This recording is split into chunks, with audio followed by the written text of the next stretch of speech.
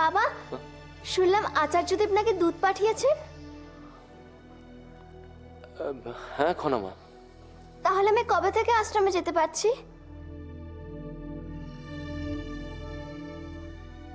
কি হলো বাবা, তুমি চুপ করে আছো কেন? খনামা, আচার্যদেব বলেছেন যে আগামী পূর্ণিমার রাত থেকেই তোমার শিক্ষার অভিযান শুরু হবে। আগামী পূর্ণিমা? কেন, হঠাৎ এতদিন পর থেকে কেন? তা তো আমি জানি না খনামা, নিশ্চয়ই বিশেষ কোনো কারণ আছে যার জন্য আচার্যদেব এই কথা বলেছেন। আহা খনামা, কি হলো, তুমি আবার বিমর্ষ হয়ে পড়লে কেন?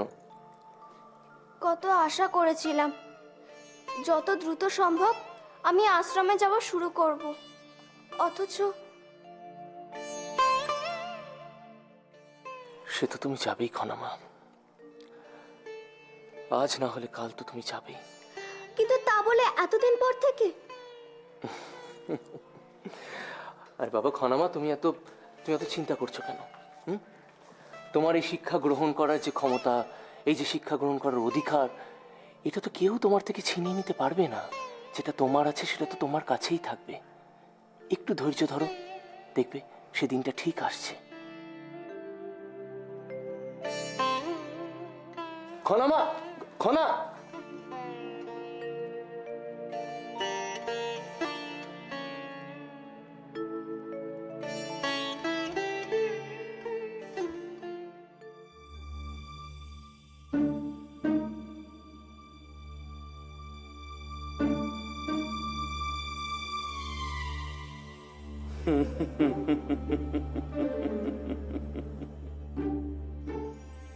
কি ব্যাপার, এইভাবে একা বসে হাসছেন যে?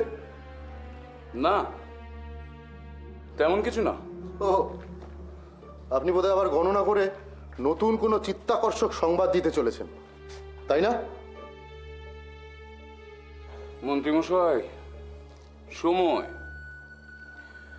সময় অতি বিষম বস্তু, আর সেই সময়ের হাতে নাস্তানাবুদ হয়েই এই রাজবংশীয়রা জ্যোতিষীর কাছে আসতে বাধ্য হয়। সবসময় প্রহেলিকাময় কথা বলে আপনি কি প্রমাণ করতে চান? কোনো প্রশ্নের সরাসরি উত্তর দিতে পারেন না বলেই আমরা বারবার বিপদের মধ্যে পড়ি। বুদ্ধিমান ব্যক্তিরা প্রহেলিকার উত্তর নিজেরাই খুঁজে নিতে পারে, আর আপনি এইসব অবান্তর কথা না বলে সরাসরি বলুন না, গণনা করে নতুন কি পেলেন? এই রাজপ্রাসাদের নারীরাই যথেষ্ট প্রহেলিকাময়ী।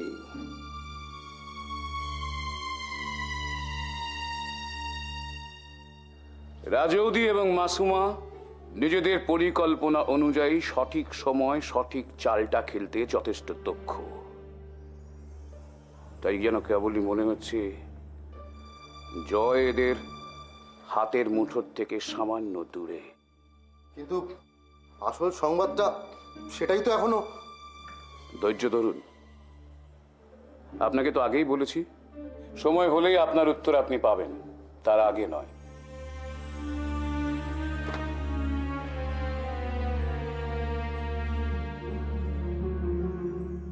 এখন দেখার ব্যাপার রাজিমা এই বিবাহের ব্যাপারে ঠিক কি মত দেন। হায় ঈশ্বর, সব সময় এমন ঘটনা আমার সঙ্গে কেন ঘটে? যখনই একটু প্রসন্ন থাকতে চাই তখনই কিছু না কিছু বাধা বিপত্তি আসে। এবারও আশ্রমে যাওয়ার জন্য কতদিন অপেক্ষা করতে হবে কে জানে। কি হয়েছে খনা? জয়ম, আমাকে আর কত কষ্ট সহ্য করতে হবে জয়ম? আশ্রমে পৌঁছানোর জন্য আমাকে আর কত কষ্ট সহ্য করতে হবে?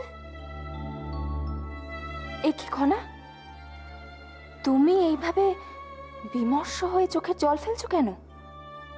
আচার্যদেব দুধকে পাঠিয়েছিলেন। তিনি বলেছেন যে আমি শুক্লপক্ষ পূর্ণ চাঁদের সময় আমি আশ্রমে যোগদান করতে পারবো। ও, তা এতে এত ভেঙে পড়ার কি আছে খনা? হ্যাঁ খনা, এ তো কোনো দুঃসংবাদ নয়। তাহলে তুমি এইভাবে চোখের জল ফেলছো কেন? ঋদ্ধিমণি, আচার্যদেব জানেন আমি আশ্রমে যাওয়ার জন্য কতটা উদগ্রীব। তাহলে কেন তিনি এত দেরি করে আমাকে নিয়ে যেতে চান? আচ্ছা, উনি কি আমাকে আরো কঠিন পরীক্ষার মধ্য দিয়ে নিয়ে যেতে চান? অর্থাৎ? ঋদ্ধিমণি, প্রাসাদের শত্রুর সংখ্যা কম নয়। তারা যদি ঠিকমতো সময় পায়, তারা আবার আমাকে বিপদে ফেলতে চাইবে। চাইলে তারা আমার এই সিদ্ধান্তকে বদলে ফেলতে চাইবে। খনা কিন্তু ঠিকই বলছে। প্রাসাদে অনেক সময় এমন কিছু ঘটে যা আগে থেকে ভাবা অসম্ভব। হয়তো খনাকে শিক্ষার অধিকার থেকে বঞ্চিত করার জন্য বিশেষ কিছু ঘটেই বসলো। আচ্ছা জয়ম, তুমি তো ভাই কাকার সঙ্গে কথা বলেছ। তোমার কি মনে হয় ভাই কাকা এ জাতীয় ঘটনার সঙ্গে যুক্ত থাকতে পারে? সব দিক বিবেচনা করে বলতে পারি অসম্ভব কোনো কিছুই নয়। সে তো নয় জয়ম। ভাই কাকা একটা শিশু কন্যাকে অপহরণ করতে পিছুপা হয়নি, আর আমার এই অধিকারকে কেড়ে নিতে পিছুপা হবে কেন? খনা, তুমি এইভাবে বিমর্ষতার কথা বলো না। তুমি যদি এইভাবেই হতাশ থাকো তাহলে হতাশ হওয়া ছাড়া কোনো উপায় নেই ঋদ্ধিমণি, কোনো উপায় নেই। এই প্রাসাদে বিপদ যখন তখন এগিয়ে আসে, যা কল্পনাতীত। কিন্তু তাই বলে তোমার মতো একজন সাহসী কন্যা ভীত হয়ে পড়বে? যদি তুমি কিছুটা সাহসও দেখাতে পারো, তাহলে দেখবে সব বিপদ দূরে সরে যাবে। ঋদ্ধিমণি, জীবনটা বড্ড বেশি জটিল।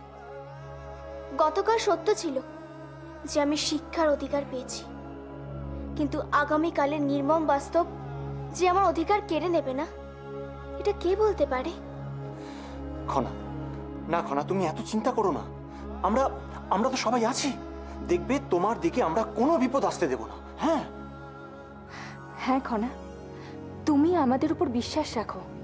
দেখবে কেউ তোমার কোনো ক্ষতি করতে পারবে না। শুধু তুমি একটু বিশ্বাস রাখো।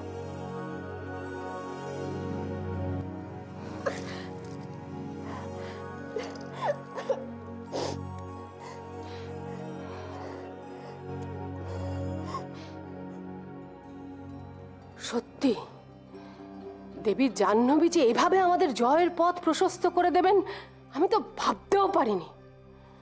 এবারের জয়টা মনে হচ্ছে দেবী জাহ্নবীকেই উৎসর্গ করতে হবে। মহান আমাকে যে এই বিবাহে সম্মত করাতে পারবো, আমি সত্যি ভাবিনি মাসুমা। আর রাজিমার কারণেই এই বিবাহ আরো বেশি তাৎপর্যপূর্ণ হয়ে উঠছে। একবার ভেবে দেখো তো ত্রিজটা, এই উদ্দেশ্য সফল হলে তুমি তোমার লক্ষ্যে কিভাবে এগিয়ে যেতে পারবে। আমার কিন্তু মনে হয় মাসুমা, এবার আমাদের আর কোনো ত্রুটি হবে না। রাজিমার কারণে মহানামা বিবাহে সম্মত হয়েছে, আর সেই রাজিমাই আমাদের অনেকখানি এগিয়ে দিয়েছেন। কিন্তু একটা কথা ভুলে যেও না ত্রিজটা, খুব সাবধানে গোপনে পদক্ষেপ ফেলে আমাদের জয়ের লক্ষ্যে এগিয়ে যেতে হবে। কেউ যেন তোমার আসল উদ্দেশ্য টের না পায়। কেউ টের পাবে না মাসুমা, আপনি নিশ্চিত থাকুন। এবারের খেলাটা অত্যন্ত সুচারু পদ্ধতিতে খেলবো আমি, যাতে সব কিছু একেবারে আমার হাতের মুঠোয় চলে আসে।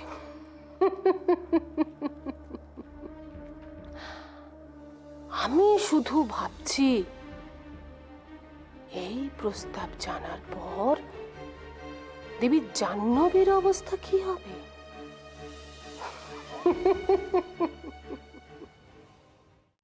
বারংবার খনার উপর এইভাবে চাপ সৃষ্টি করার কোনো অর্থই হয় না। এর আগেও বহুবার খনাকে এই রকম বিপদের মুখে পড়তে হয়েছে, আর এখনো ছি। আমার কেবলই চিন্তা হচ্ছে, আবার ষড়যন্ত্র করে খনাকে শিক্ষার অধিকার থেকে বঞ্চিত করা হবে না তো? আশ্চর্যজনক হলো, রাজকুমারের মতো একজন বীর রাজপুরুষ কেন নিজেকে এইরকম ঘৃণ্য রাজনীতির মধ্যে নিয়োজিত রাখছেন? সমৃদ্ধি, এটাই তো রাজনীতি। আর মহানামা তো এই রাজনীতির খেলার বাইরে নয়। রাজৌদি বা মাসুমারা তো রাজকুমারকে ছাড়া এক পাও চলতে পারেন না। যদিও তারা অন্তঃপুরের কর্তৃত্ব হাতে নিতে পারেন, কিন্তু দেশীয় রাজনীতিতে তো তাদের কিছুই করণীয় নেই। প্রশ্ন হলো, রাজকুমার কেন এইসব ঘটনার মধ্যে নিজেকে নিয়োজিত রাখছেন? ভাবতে পারছো সমৃদ্ধি, একজন রাজবংশীয় হয়ে দাবানল সৃষ্টি করে কত মানুষকে বিপদে ফেললো শুধু নিজের স্বার্থে? ভাবা যায় না। দেবী জাহ্নবী, ভেতরে আসতে পারি?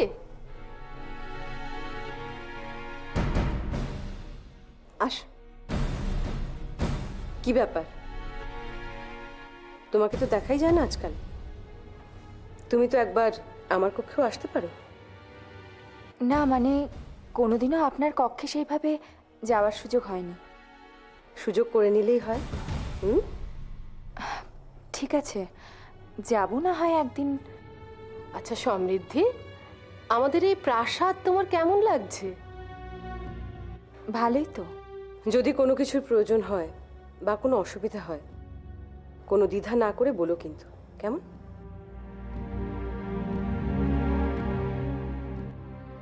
ত্রিজটা, সমৃদ্ধি তো একজন রাজবংশীয়া নারী। তোমারই তো উচিত ছিল আগেই ওর বিশেষ অভ্যর্থনার ব্যবস্থা করা।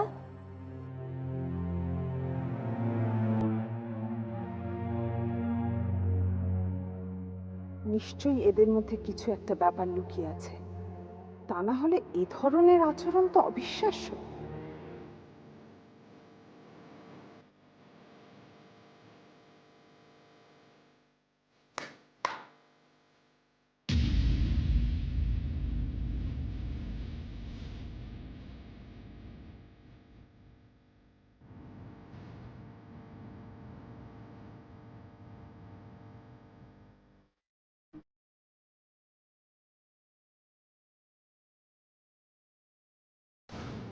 রাজিমা, আপনি অনুমতি দিলে এই উপহার আমি সমৃদ্ধিকে দিতে চাই।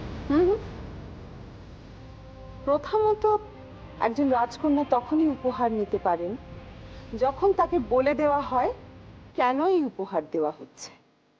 আমি কখনো আপনার কাছে কিছু চাইনি রাজিমা, কিন্তু আজ চাইব। আমি চাইবো আপনি দয়া করে পুরনো সমস্ত তিক্ত স্মৃতি ভুলে যান।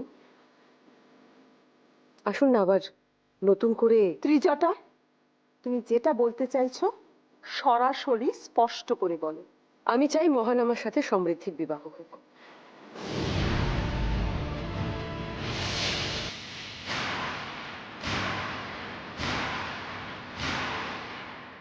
ত্রিজটা, তুমি আমার বঞ্জিকেও ছাড়বে না? ওর এখানে থাকা যদি তোমার এতটা অসহ্য থাকে, তাহলে আগে থেকে আমাকে বলতে পারতে। আপনি বোধহয় আমায় ভুল বুঝছেন রাজিনী। আমি এটা বলতে চাইনি। এমনকি আচার্যদেব বলেছেন সমৃদ্ধির মতো গুণবতী মেয়ের সিংহলে থেকে যাওয়াই উচিত। দেবী জাহ্নবী, আপনি উত্তেজিত না হয়ে শুনুন না কি বলতে চায় ত্রিজটা। রাজিমা, বহু বছর ধরেই মহানামার জন্য আমি পাত্রীর সন্ধান করছি, কিন্তু সমৃদ্ধির মতো উপযুক্ত পাত্রী আর কে হতে পারে?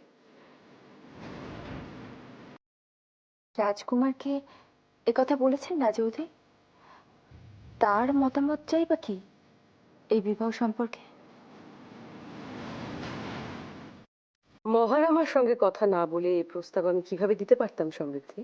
ত্রিজটা, তোমার অনেক কিছু আমি সহ্য করেছি। তুমি ক্রমাগত ঘৃণ্য কাজ করে চলেছ। কি ভেবেছো সবাই মুখ বুজে সহ্য করবে? তুমি আর যা বলবে সব মেনে নিতে হবে? দেবী জাহ্নবী, আপনি কি বলতে চাইছেন? মহানামা সমৃদ্ধির উপযুক্ত নয়? এখন আপনাদের আমার কিছু কথা বলার প্রয়োজন।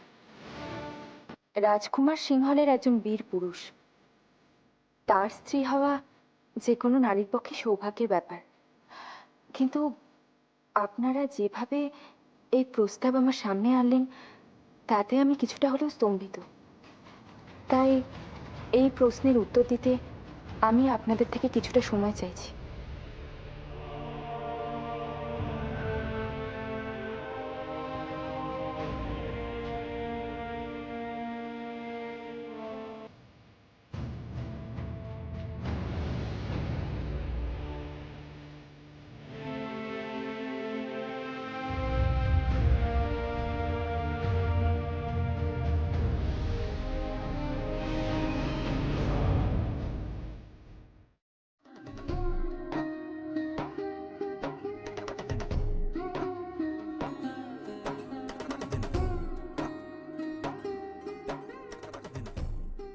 জানিস কৌরু কি, তুই যে খনাকে নিয়ে এত গর্ব করতিস না, খনা কিন্তু আর আগের মতো অত সাহসী নেই।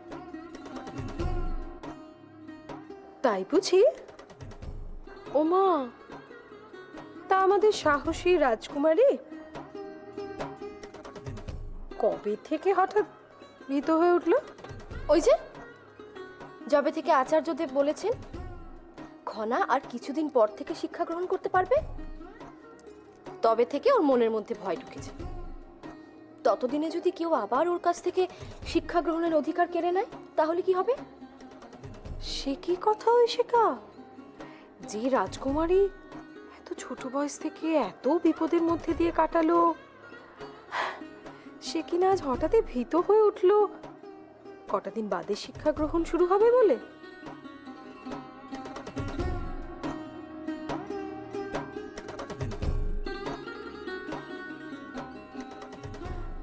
না না না, এটা আমাদের খনার কাছ থেকে অন্তত আশা করা যায় না। তোমরা কেন বুঝতে পারছো না? আশ্রমে গিয়ে শিক্ষা গ্রহণের এত কাছে গিয়েও যেন মনে হচ্ছে কত দূরে সরে গেলাম। এটা কি যথেষ্ট ভীতির কারণ নয়? এ মা ঐশিকা, আমি তো দেখছি খনার বুদ্ধি বিবেচনা সব লোপ পেয়ে যাচ্ছে। তাহলে আদৌ ওকে শিক্ষা গ্রহণ করতে দেওয়া হবে কিনা সেটা বোধহয় তোমার একবার ভেবে দেখা উচিত। তবে কি জানো ঐশিকা, আমার মনে হচ্ছে এই মুহূর্তে তুমি একজন ঘটক ডেকে খনার জন্য সুন্দর এক রাজপুত্রের ব্যবস্থা করো তো। এ কি বলছো কি কৌরুকি মা? তুই কি বলছিস বলতো কৌরুকি? খনা কি গৃহকর্ম কিছু বোঝে নাকি? ও তো শুধু অসিবিদ্যা বোঝে। দেখা যাবে শ্বশুর বাড়িতে গিয়ে হাতা খুন্তি নিয়ে যুদ্ধ করতে শুরু করে দিয়েছে, তখন ওরা সবাই কি ভাববে বলতো? এ তো পাগলি রাজকুমারী। না, তোমরা কিছুতেই আমার চিন্তাটাই বুঝতে পারছো না। আমি বরং জয়মের কাছে চাই। জয়মের কাছে গিয়ে আমি একটু শান্তি পাবো।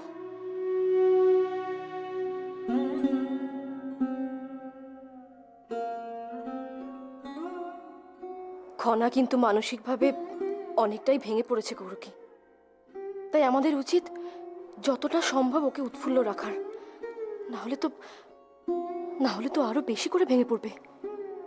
এক্ষেত্রে তোমাকেও অনেক দৃঢ়চেতা হতে হবে ঐশিকা।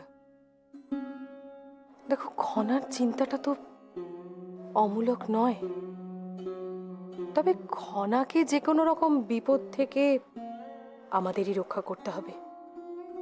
মহারাজ তো বলছিলেন সভায় আমি খনাকে অনেক কঠিন হাতে রক্ষা করতে পেরেছি।